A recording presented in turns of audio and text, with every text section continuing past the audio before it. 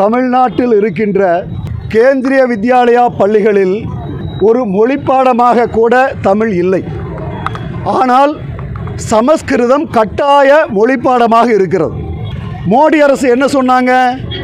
தேசிய கல்விக் கொள்கையில் 5ஆம் வகுப்பு வரை தாய்மொழி வழி கல்வின்னு சொன்னாங்க.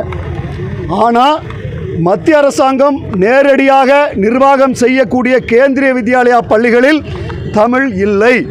தமிழுக்கு நிரந்தர ஆசிரியர்கள் இல்லை. இது எவ்வளவு பெரிய கேவலமான விஷயம் யோசிச்சு பாருங்க.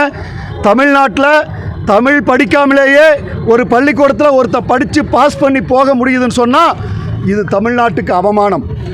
கட்டாய கல்வி உரிமை சட்டம் ஒரு மாணவனுக்கு 8வது வரை தாய்மொழி கல்வி கொடுக்க வேண்டும் என்று கூறியிருக்கிறது. ஆனால் ரைட் டு எஜுகேஷனுக்கு எதிராக மத்திய அரசாங்கம் கொண்டு வந்த தேசிய கல்விக் கொள்கைக்கும் எதிராக மத்திய அரசு பள்ளிகளிலேயே தமிழ் இல்லை என்பது வெட்கக்கேடு, வேதனையாக இருக்கிறது.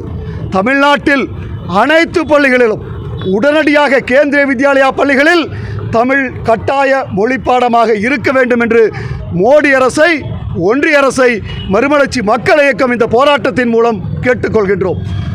தொடர்ச்சியாக நரேந்திர மோடி அவர்கள் உலகத்தில் பல நாடுகளுக்கு செல்கின்றார், தமிழை பற்றி பேசுகிறார், திருவள்ளுவரை பற்றி பேசுகிறார். நான் கேட்குறேன், தமிழ்நாட்டில் இருக்கக்கூடிய மத்திய அரசாங்கத்தினுடைய பள்ளியில் தமிழ் ஏன் வைக்கல? தமிழ் ஏன் அங்கே இல்லை? தமிழ்நாட்டு பையன் தமிழே படிக்காமல் எப்படி தாய்மொழி மேலே அவனுக்கு பற்று வரும்? தமிழே தெரியாமல் ஒரு குழந்தை தமிழ்நாட்டில் வளரக்கூடாது. ஒரு மொழிப்பாடமாக கூட இல்லை. உடனடியாக நரேந்திர மோடி அவர்கள் நடவடிக்கை எடுத்து தமிழ்நாட்டில் இருக்கின்ற அனைத்து கேந்திரிய வித்யாலயா பள்ளிகளிலும் தமிழ் கட்டாய ஒரு மொழிப்பாடமாவது முதல்ல இருக்கணும். நீங்கள் போய் இங்கே இருக்கக்கூடிய சூலூரில் இருக்கிற கேந்திரிய வித்யாலயாவில் பாருங்கள், நம்ம இருக்கக்கூடிய கோயம்புத்தூர் இருக்கக்கூடிய கேந்திரிய வித்யாலயாவில் போய் பாருங்கள், தமிழ் கட்டாய பாடமாக இல்லை. சமஸ்கிருதம் இருக்குது.